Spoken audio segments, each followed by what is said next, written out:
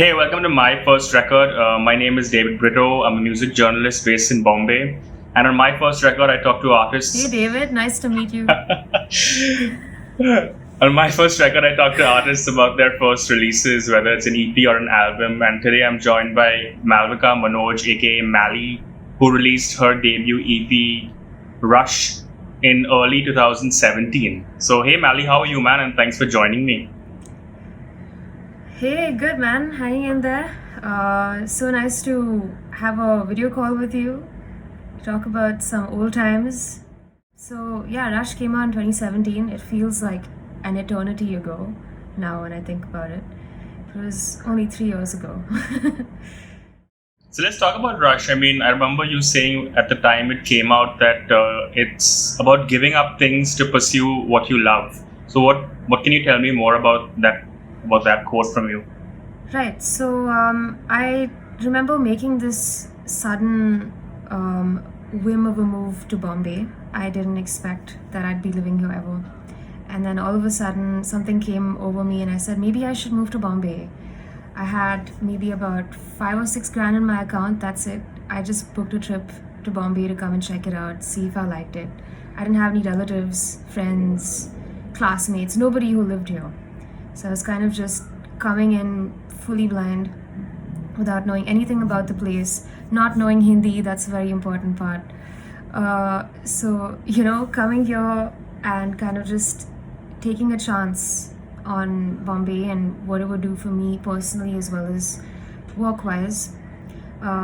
So that was a big sacrifice that I had to make, like sacrificing the comfort of home and a rent-free life and folks and food and everything just coming to me without needing to worry about that. Suddenly making that move to be on my own, to sort of start from zero again and work my way up, that was something that I challenged myself to do. So Rush was really like chasing that dream of doing something bigger and better by giving up something you already have, by giving up basic comforts.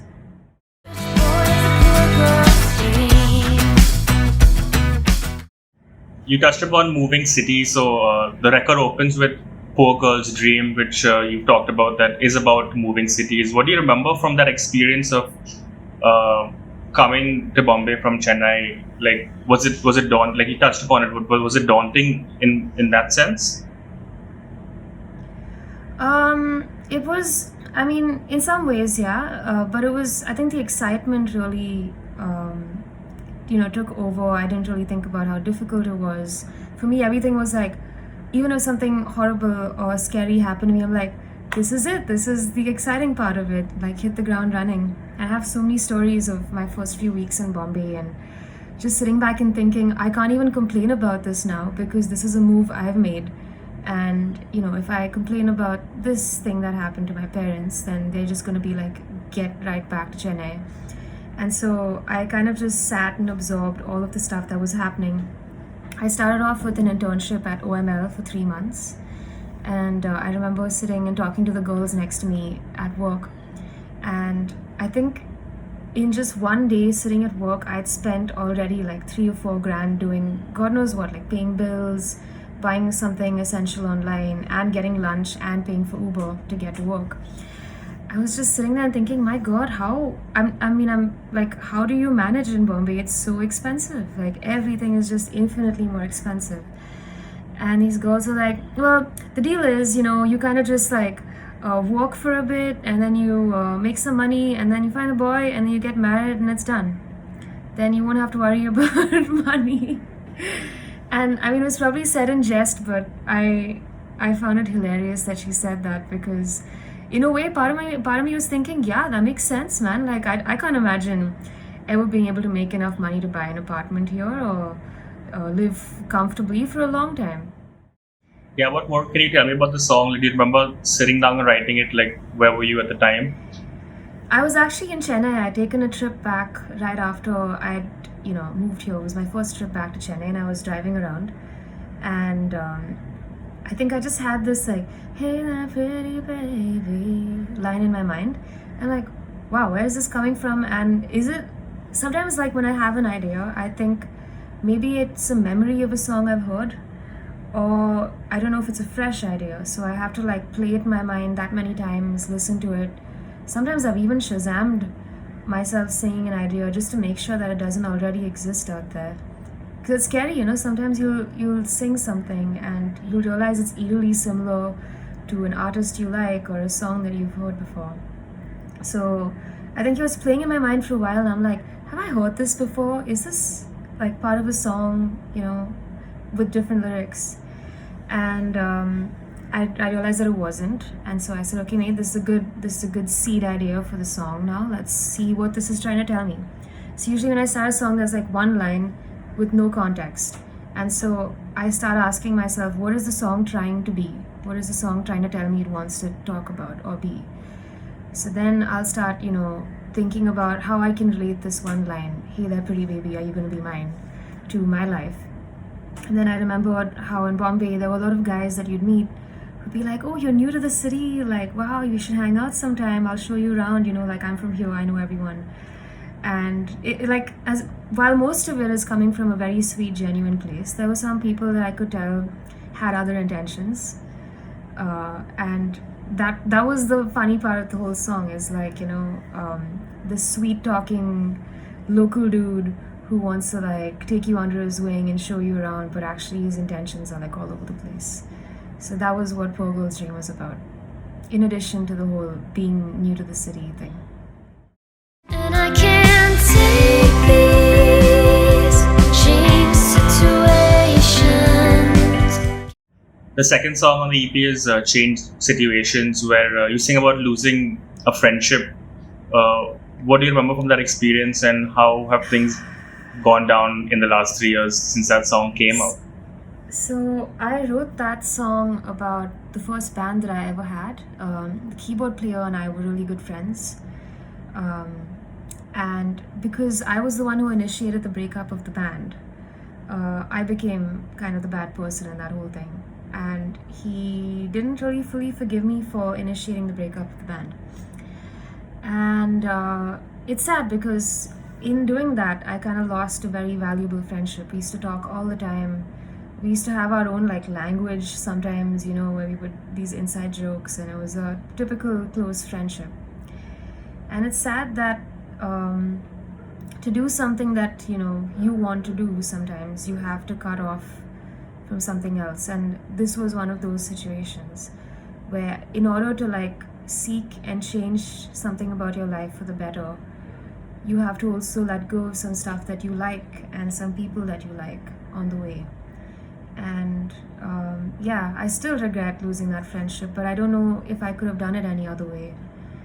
And I think a lot of people, when they listen to this song, they think it's a breakup song, because it could also very easily apply to you know, a relationship. But actually it was losing a close friendship, which I think is more devastating sometimes. I get a rush. The third track on the record is Rush, of course, the title track. And what I quite like about Rush is the arrangement on the record, especially the bit just before the last chorus, where there's a slight off that comes in, which just catches you out of nowhere, which kind of stands out. Yeah. Exactly, yeah, exactly what I'm talking about. Tell me about how the arrangement came about for Rush. Do you remember the recording sessions and stuff, and how that you guys put that together with the rest of the musicians?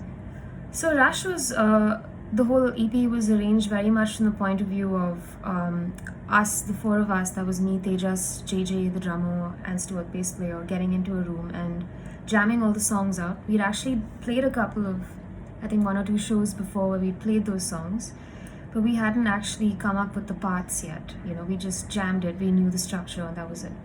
So that was all of us coming into the room together and saying, okay, here's the song, it's verse, chorus, bridge, chorus, or something like that. And then playing it start to finish a couple of times, and then going like, wait, hold up. I think here if we include a break, that would be cool. We should double the last chorus instead of do it once. And when we double it, we should do double time. So if you notice, like a lot of the songs on Rush actually have a double time outro or like a faster outro or something like that. There's like a little bit of that reference in each of the songs. So it all came from the place of all of us jamming the songs together in a room. And then JJ and Stuart would track their drums and bass parts together.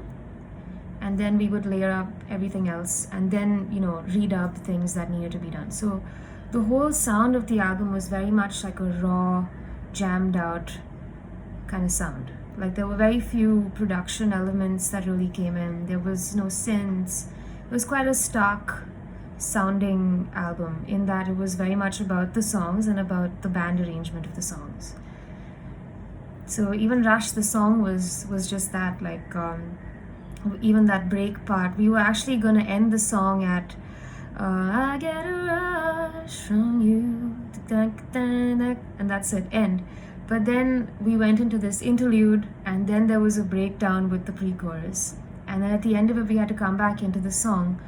And so we're like, how do we do this? Because there's already been a breakdown for God knows how many bars now. We have to get back into the song. So let's introduce a build. And that's when like they had this chun chun chun chun kind of build coming in. And how do we end the build? It has to crescendo somehow. And then they just thought of this chun chun chun chun part. And that's when we like, okay, let's just all play that together, comp it together, and then we made that a part. And so we're like, should we come in on the 1 or the 2? And they're like, no, let's make it on the 2 because that'll be more interesting. Definitely was a good call now that I think about it.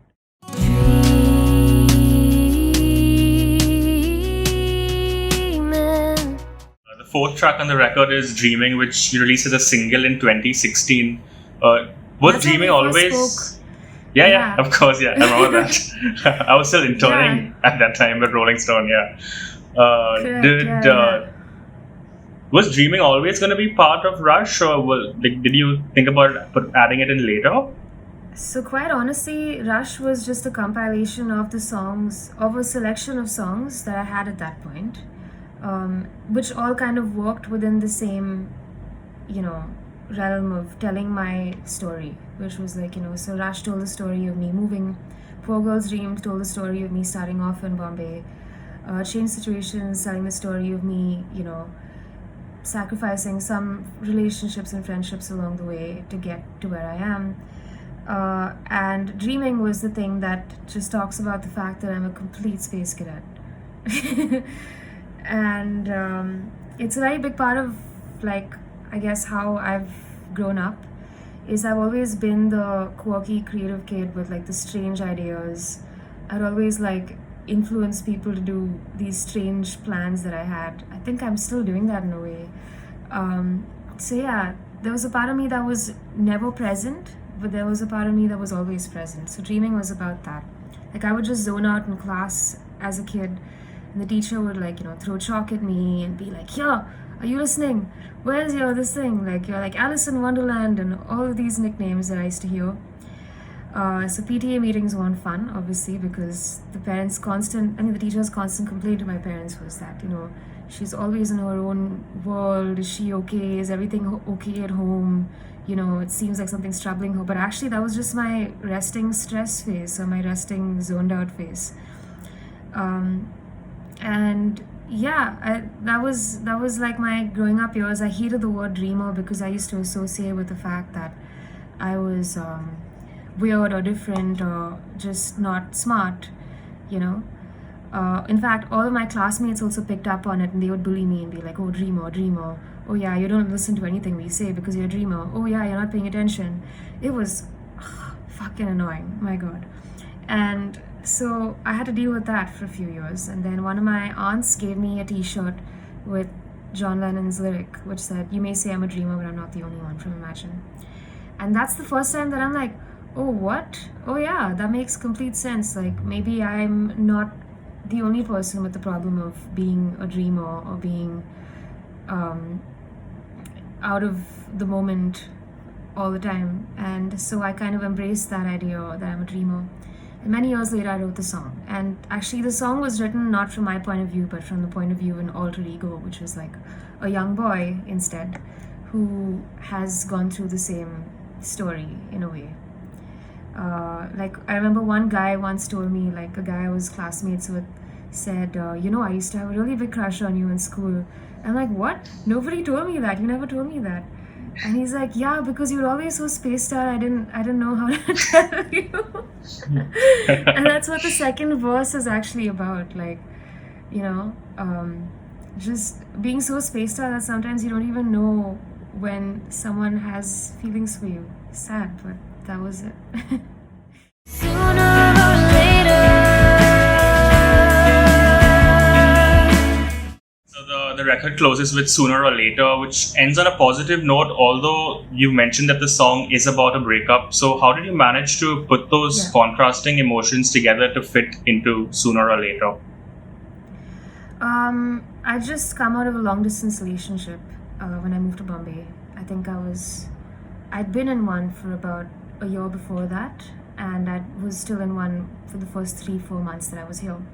And it wasn't easy because the guy I was dating actually wasn't for me moving to Bombay. Like everyone else was like, go for it, girl, you got it, you're gonna do amazingly. And he was the only one who was like, why are you doing this? You could just do the same thing in Chennai. You don't have to be in Bombay to do it. And so there was already that bit of a bittersweet emotion that was prevailing through that long distance relationship. And once the breakup happened, I didn't write anything immediately as soon as the breakup happened. I actually wrote Sooner or Later a few months later, a few months after the whole thing had blown over, and I'd reached a place of accepting my situation, and maybe he had as well. And so I thought about what it might be for him, that this person has left him and moved to this other city, and that probably seemed so flippant in his mind. But it's the whole song is about, in time everything will be healed. In time you will come to accept what I've done, and you won't be so mad at me anymore. And you'll also get over it and you'll be fine. That was the whole song. That's why it's called Sooner or Later.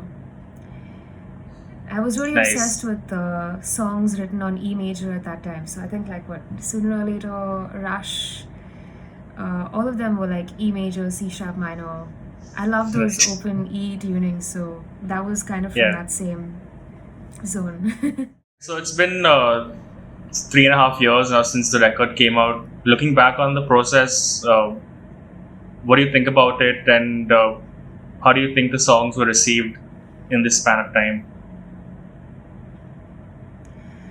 I think now when I look back, Rush was a good place for me to redeem myself from the first ever body of work that I put out, which is I put out an EP even before Rush, by the way. Yeah, I'm aware. I'm really not proud of it because it was a disaster how it came out, and it was actually taken off the internet because I went through a really depressive period when I was working on that EP. I didn't want to hear those songs again. I didn't want those songs to represent my music and me, and so I just took it off the internet. And so Rush for me, more than anything else that it did for gigs or putting my name out there, for me it was an experience to make a body of work without feeling ashamed of having ideas, without feeling like it had completely been hijacked and those ideas were not mine anymore and the songs didn't sound like they were mine anymore. So for me, Rush was that chance to redeem myself. It felt good to work on an EP or a release where I was actually proud at the end of the day of how the songs ended up sounding. And if I could do anything different now when I look back, I think maybe I would have made a little more content around it. I had never made any acoustic videos or no music videos or anything like that. I think at that point in time I was just I just want these songs to be out. I just want to play gigs. I want to get slots at festivals and that sort of thing. My motivation was very different. But obviously now when I look back, I would have done a little more towards building the content around it, telling a little bit more about the story around it. That said, though, I think I had to have Rush to have what I have now, so it's a good thing at the end of the day.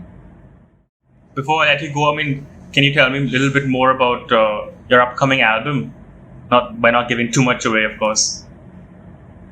Sure, yeah. It's called Caution to the Wind. That's the name of the album.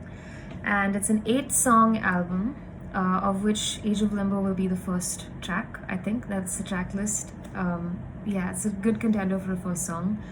There's 7 other songs. The whole theme of the album is really the pressures that we have in our lives.